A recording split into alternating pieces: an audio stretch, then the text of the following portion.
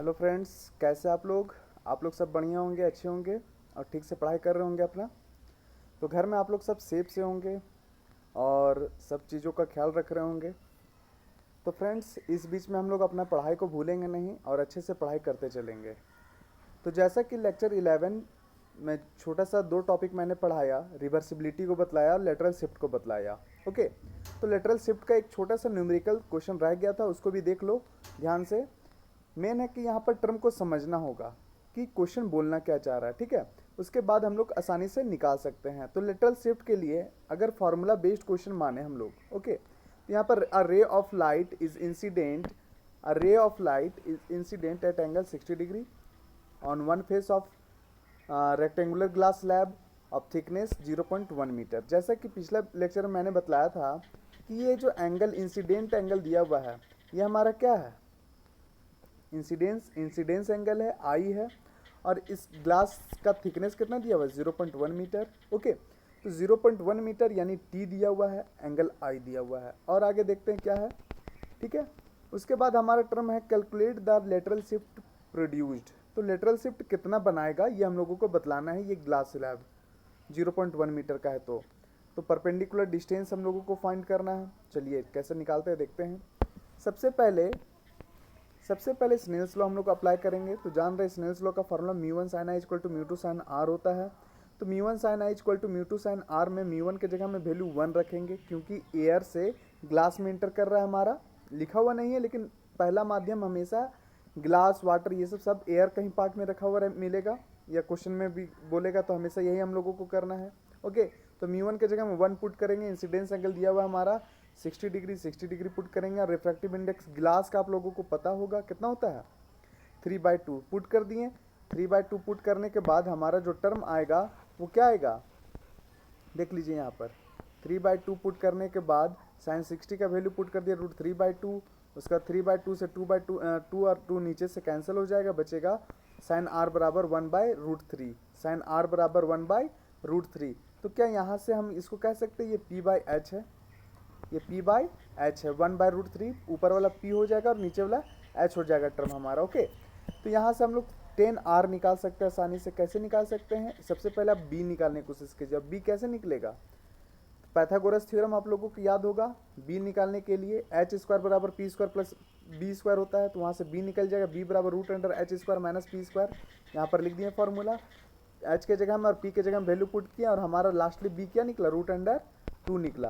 कितना निकला, √2। तो यहाँ से 10R नहीं लिख सकते हम लोग, आसानी से लिख सकते हैं। 10R का फॉर्मूला क्या होता है, P/B।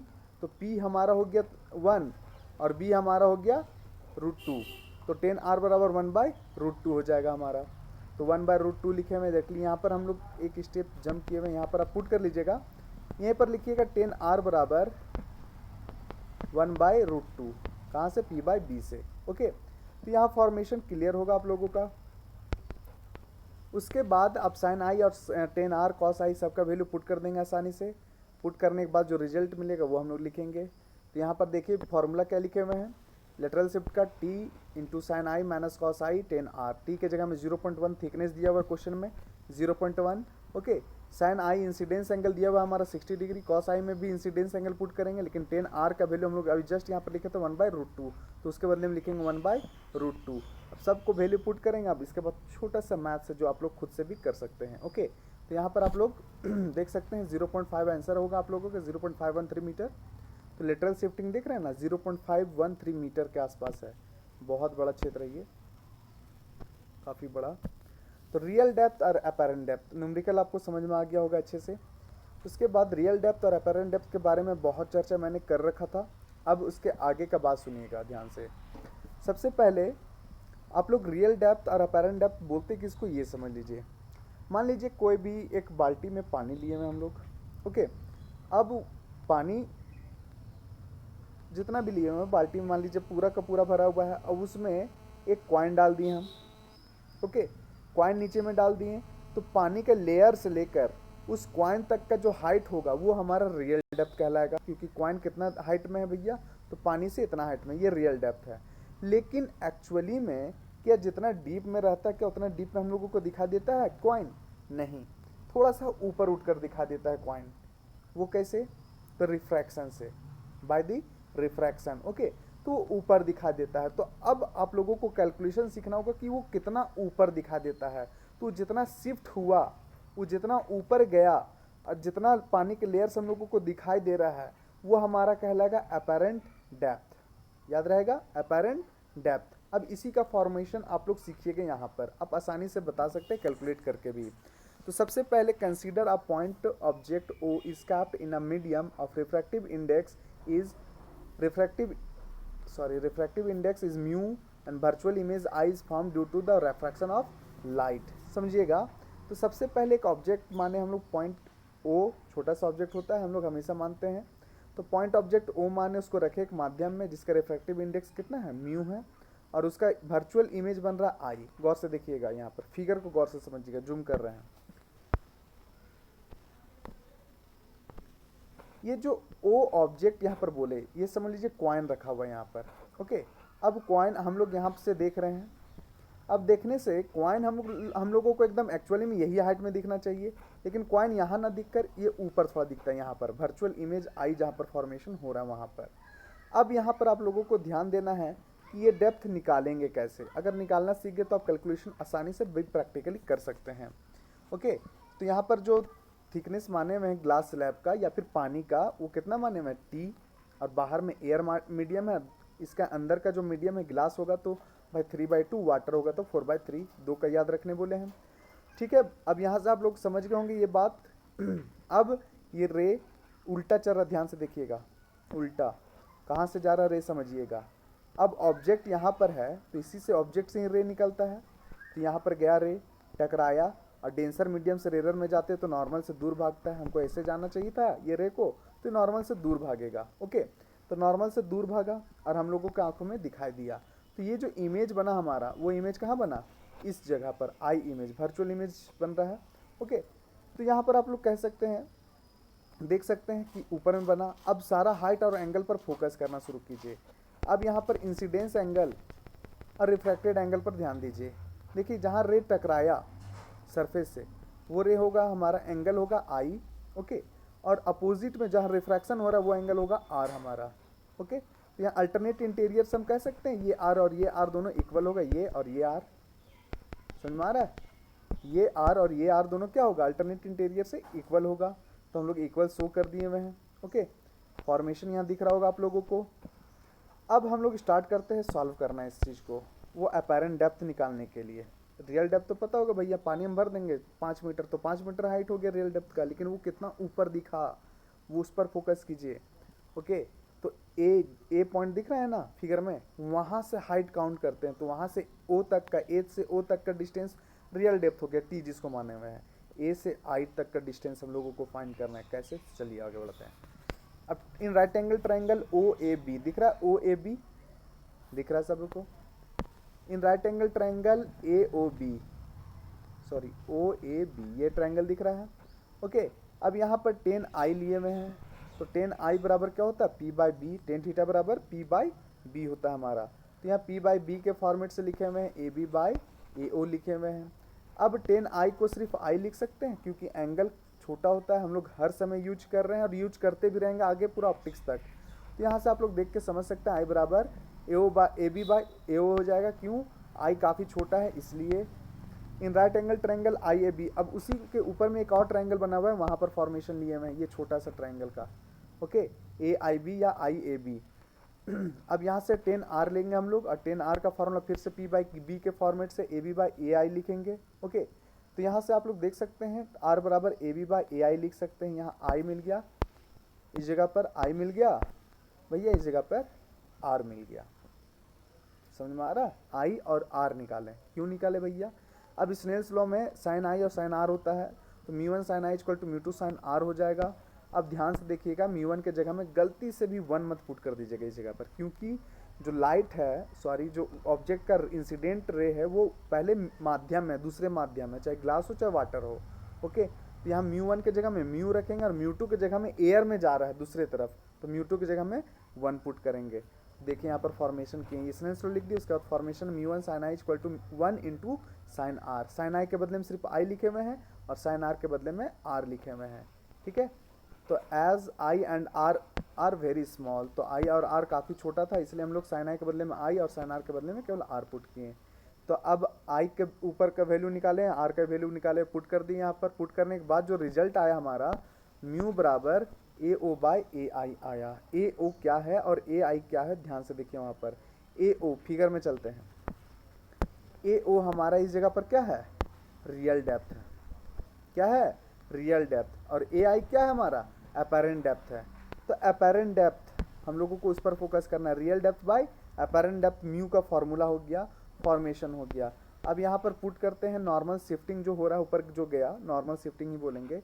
तो नॉर्मल शिफ्ट का फॉर्मूला जो हो जाएगा, इसको ध्यान में रखिएगा, छोटा सा चीज़ है। नॉर्मल शिफ्ट कितना शिफ्ट हुआ, तो यहाँ से नॉर्मल शिफ्ट को हम लिख सकते हैं ये फॉर्मूला कि real depth minus apparent depth, minus कर देंगे तो भैया हमारा नॉर्मल शिफ्ट निकल जाएगा कि कितना ऊपर वो उठा है।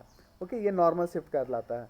अपेरेंट डेप्थ ए आई और नॉर्मल शिफ्ट नीचे से ऊपरे कितना घसका। ओके, तो यहाँ से हम लोग रियल डेप्थ अपेरेंट डेप्थ का फॉर्मूला ऊपर से देखिए, यहाँ से लिख सकते हैं अपेरेंट डेप्थ बराबर रियल डेप्थ बाय म्यू।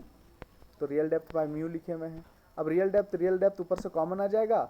अब टर्म क्या बचेगा हमारा, रियल डेप्थ कॉमन ले लिए, 1 माइनस 1 बाई म्यू हो जाएगा। और रियल डेप्थ का फॉर्मूला वैल्यू कितना लिए ऊपर में, टी लिए हुए हैं। तो नॉर्मल शिफ्टिंग का फॉर्मूला डेल्टा टी बराबर टी इंटू 1 बाई म्यू हो जाएगा। ये नॉर्मल शिफ्टिंग हुआ। अपेरेंट डेप्थ हमारा कितना हो गया था, वहाँ से निकाल सकते हैं हम लोग, ऊपर का वाला जो फॉर्मूला है, real by apparent equal to mu. उसी तरह से एक क्वेश्चन है, ध्यान से देखिएगा, क्वेश्चन को खुद से सॉल्व करने की कोशिश कीजिएगा। जितना आप अपने से बनाएंगे क्वेश्चंस उतना ज़्यादा बेनिफिट होगा आप लोगों को। ओके, तो यहाँ से आप लोग देख सकते हैं, a tank is filled with water to a height 12.4 centimetre.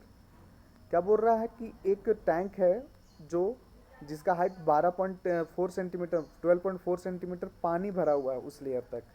तो apparent depth of a needle lying at the bottom of the tank is 9.3 centimetre. क्या बोला, ध्यान से समझिए। क्या बोल रहा है कि सुई रखा हुआ है बॉटम में और उसका अपेरेंट डेप्थ दिया हुआ है हमारा 9.3 सेंटीमीटर। बहुत बढ़िया। What is the refractive index of the water. तो भैया रियल डेप्थ गिवन जो जो दिया हुआ टर्म लिख दिया हम लोग, और म्यू बराबर हम लोग जान रहे हैं रियल बाय अपेरेंट डेप्थ। तो म्यू हो जाएगा, वाटर है ना, 4/3 हो जाएगा हमारा। ओके, तो 4/3 हम लोग ले लिए हैं। लिए हैं क्या, नहीं लिए हुए हैं, कहाँ से अच्छा, हाइट तो दिया हुआ है ना, वाटर कितना है 12.4 सेंटीमीटर।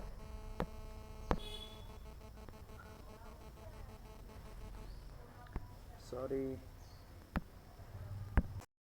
हाँ, तो देखिए, तो रियल डेप्थ यानी वाटर कितना है वो तो दिया हुआ है 12.4 सेंटीमीटर, और अपेरेंट डेप्थ भी दिया हुआ है। तो रिफ्रैक्टिव इंडेक्स हम लोग आसानी से निकाल सकते हैं इन दोनों को रेशियो में डाल के, 1.33 आया हुआ है। ओके, ये रिजल्ट है हमारा। और इसी को सॉल्व कीजिएगा तो वाटर का रिफ्रैक्टिव इंडेक्स 4/3, यहाँ से प्रूफ हम दिखला सकते हैं। तो यहाँ से आप लोग समझ गए होंगे इस चीज़ को। ओके, तो आसानी से निकल जाएगा। और ये भी हम कह सकते हैं कि वाटर का रिफ्रैक्टिव इंडेक्स 4/3 होता है, यहाँ से हम प्रूफ भी कर सकते हैं इस चीज़ को। तो उतना प्रूफ करने की आवश्यकता नहीं है, बस दो को का याद रखने जो बोले वो याद रखिए हमेशा। उसके बाद जो सेकंड क्वेश्चन है वो खुद से कोशिश कीजिएगा, इसको मैं डील नहीं कर रहा हूँ, खुद से बनाइएगा। अब जो पॉइंट है हमारा वो ध्यान से समझिएगा। क्या बोल रहा है कि रिफ्रैक्शन थ्रू कंपोजिट स्लैब। देखिए, इसका कंसेप्ट भी क्लियर है और स्नेल्स लॉ आप लोग अगर यूज करना थोड़ा बहुत सीख चुके हैं तो ये भी टर्म आप लोगों को आसान लगेगा। ओके, तो कंपोजिट स्लैब का मतलब हो गया कि दो स्लैब को सटा कर रख रहे हैं, तब हमारा क्या टर्म होगा। 2 के जगह 3 भी रहेगा तो यही फॉर्मेट काम करेगा, 3 के जगह 4 भी स्लैब रहेगा तो यही फॉर्मेट हमारा काम करेगा। ओके, तो यहाँ से आप लोग देख सकते हैं, सबसे पहले हम लोग क्या किए, जो भी चीज़ प्रूफ करना है, कोई भी चीज़ हम लोगों को बनाना है, कोई भी चीज़ का फॉर्मेशन अगर पूछे हमसे, एक्सप्रेशन पूछे, तो कंसीडर से ही स्टार्टिंग करते हैं। तो जो चीज़ पूछा जा रहा है सबसे पहले हम लोग उसको कंसीडर करते हैं। तो सबसे पहले हम लोग एक कंपोजिट स्लैब को कंसीडर किए हैं और दोनों का माध्यम अलग अलग है और उसका रिफ्रैक्टिव इंडेक्सेस का वैल्यू कितना है, म्यू 2 और म्यू 3 दिया हुआ है। A ray of light is incident on the slab from air. देखो, एक माध्यम से दूसरे माध्यम में जा रहा है। एक ध्यान से समझिएगा क्या लिखे हुए हैं, ऊपर वाला बात समझ में आ जाएगा आप लोगों को। अब ये जैसे फिगर देख रहे हैं, ये वाला, ये बाहर माध्यम तो एयर है हमारा पूरा। अब इस माध्यम से एयर से हमारा पहला वाला स्लैब में जा रहा है।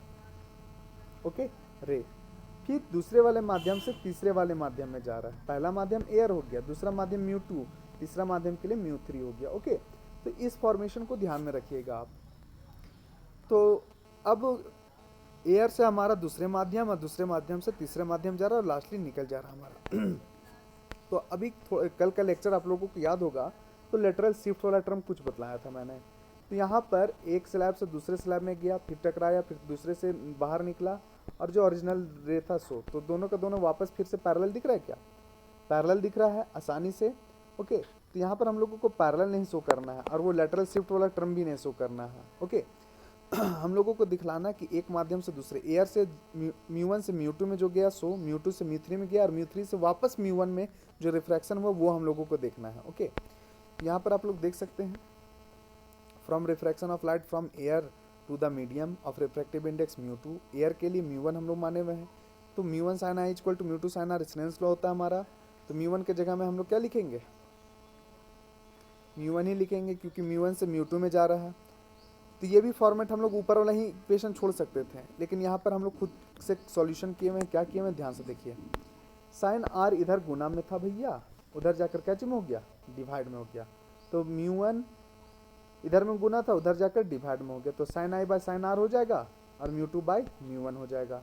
तो mu two by mu one को हम लोग लिखे हुए हैं, गौर से देखिएगा, one mu two binomial term में शो किए हुए हैं। अब इसी को लिख सकते हैं mu two by mu one, इसी को लिख सकते हैं हम लोग। ओके, तो ये लिखिए चाहे ये लिखिए, बात एक ही हमारा। ओके, तो यहाँ से आप लोग इक्वेशन वन मान सकते हैं। उसी तरह से दूसरे वाले माध्यम से तीसरे वाले माध्यम में जाएगा तो sine r by r dash माने हुए हैं, क्योंकि रिफ्रैक्शन एंगल एक बार आर लिए हुए एक बार आर डैश लिए हुए हैं। ओके, तो यहाँ से टू म्यू थ्री हो जाएगा इक्वेशन वन और टू में हमारा टर्म है। सो देखिए, इक्वेशन वन और टू और इक्वेशन थ्री भी माने हुए हैं कि तीसरा माध्यम से फिर से म्यू वन की तरफ अगर वो निकले तो क्या हो जाएगा? तो sine r dash by sine i equal to three mu one हो जाएगा। तीन इक्वेशन निकला, तीनों इक्वेशन को मल्टीप्लाई किए तो LHS वाला पार्ट जितना है सब कट कर वन बचेगा। ओके, तो यहाँ पर भी आप लोग रिजल्ट छोड़ सकते हैं इस जगह पर। ओके, हम एक टर्म को क्या किए हैं कि इस साइड में लेते आए हैं, राइट साइड में लेते आए हैं। तो one mu two into two mu three equal to one by three mu one हो जाएगा। अब इसी को हम उल्टा करके लिख सकते हैं, थ्री म्यू वन भी लिख सकते हैं इसको हम लोग। ओके, इसको ये lastly format one mu three लिखे हुए हैं, ध्यान में रखिएगा। वन म्यू थ्री सॉरी, ये लास्ट फैक्टर होगा हमारा। इस फॉर्मेट भी लिख सकते हैं, या उसके ऊपर में भी इक्वेशन के नीचे छोड़ सकते हैं यहाँ पर भी। ओके, यहाँ से आप लोगों को समझ में आ रहा होगा कि कंपोजिट स्लैब रहे चाहे 3 या 4 स्लैब कुछ भी रहे, स्नेल्स लॉ को अप्लाई कीजिए और उसके बाद फॉर्मेट कीजिए इसको। तो यहाँ से आप लोग ध्यान में रखिएगा ये चीज़ को। मिलते हैं नेक्स्ट वीडियो में। जाने से पहले एक चीज़ मैं बोलना चाहूँगा स्टूडेंट्स कि आप मेरे वीडियो को लाइक कीजिए, सब्सक्राइब कीजिए और दोस्तों के पास शेयर कीजिए ताकि इसका फ़ायदा सबको मिल सके।